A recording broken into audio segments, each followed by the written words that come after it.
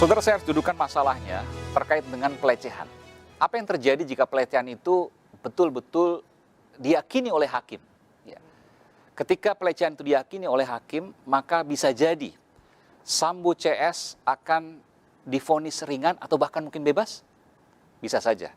Pertanyaannya, kenapa itu bisa terjadi? Karena melakukan pembelaan terpaksa, karena marah yang luar biasa.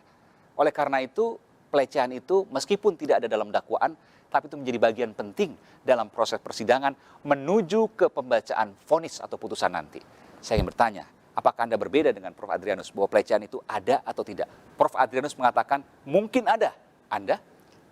Saya akan mengatakan tipis hal Tipis. itu terjadi. Kenapa? Sangat tipis. Karena analisis yuridis dan analisis perbuatan itu tidak nyambung. Tidak bisa punya connecting. Yaitu kenapa? Kalau memang betul ini terjadi, lepas dari malu apa tidak malu atau sesuatu yang membuat keluarga ini menjadi tercemar misalnya, toh akhirnya dibuka juga hal ini dan menjadi konsumsi publik, yaitu apa? Sudah melaporkan ke Polres Jakarta Selatan, tetapi tidak ditemukan alasan untuk meneruskan sehingga diberhentikan SP3. Karena lokus deliktinya tempatnya berbeda, ternyata bukan di situ, di Magelang. Di Magelang tidak diulang untuk melapor. Mungkin saja misalnya karena malu, trauma dan lain sebagainya.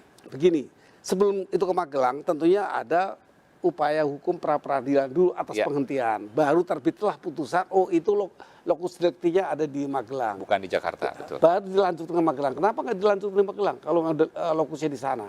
Ditunjuk di situ oleh Polres Jakarta Selatan. Itu yang pertama. Yang kedua, memang narasi-narasi itu untuk masing-masing menggunakan strategi itu bermunculan di pengadilan ini. Kalau ini diteruskan, artinya kan ini bisa spontan, tidak berencana. Maunya kan begitu. Betul, betul. Tidak. Artinya lebih ringan.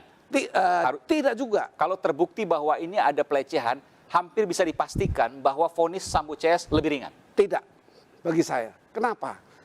Persiapan untuk melakukan rencana pembunuhan itu tidak harus dengan latar belakang, dengan motif.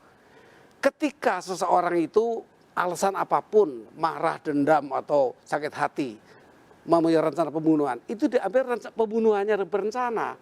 Yaitu ketika dia meminta tolong kepada salah satu anak buahnya, mau nggak nembak? Oh tidak, saya tidak berani. Itu upaya yang pertama itu. Gagal apa tidak, itu sudah merupakan persiapan yang berujung pada perencanaan. Kedua, mengisi peluru tambah. Dan masih banyak yang lain. Menyimpan dulu dashboard dan sebagainya. Itu perencanaan. Menggunakan sarung tangan dan sebagainya. Itu kalau nanti diungkapkan. Meskipun bicara soal perencanaan, apakah waktunya cukup atau tidak, waktunya panjang atau tidak, itu bicara belakangan. Tapi bahwa dilakukan dalam kondisi yang sangat marah. Bahwa dalam KUHP kita mengenal ada istilah notwear, pembelaan terpaksa. Dan itu bisa membebaskan seorang dari jeratan pidana. Notwear itu kok ancaman. Ini kan bukan ancaman. Marah luar biasa? Tidak pernah diatur KUHP orang marah dia maafkan atau orang tidak ada. Yang kemudian jiwanya. Menguncang jiwanya. Dia ambil yang terendah. Misalnya orang mabuk memukul polisi. Dua perbuatan yang dihukum sebenarnya. Betul. Mabuk tetapi dihukum, dipilih salah satu yang berat ya. Tetapi dipilih satu yang terberat. Nah ini yang terberat yaitu merencanakan. Yaitu mempersiapkan minta orang membantu untuk melakukan. Bagi saya tidak ada unsur bahwa ada pelecehan pun nanti menjadi ringan, spontan, bukan berencana. Tidak. Berencana itu dapat dibuktikan dengan hal lain. Misal persiapan. Mengosok golok. Ini persiapan. Ini berencana. Lalu apa yang kemudian ketika benar dilakukan bos? Ada membangun skenario, memojokkan Yosua menjadi bad boy. Yang kemudian bisa memungkinkan melakukan pelecehan seksual. Apa yang dituju? Bagi saya, mohon maaf, tidak ada meringankan dengan adanya pelecehan seksual. Karena yang diukur berencana, mempersiapkan.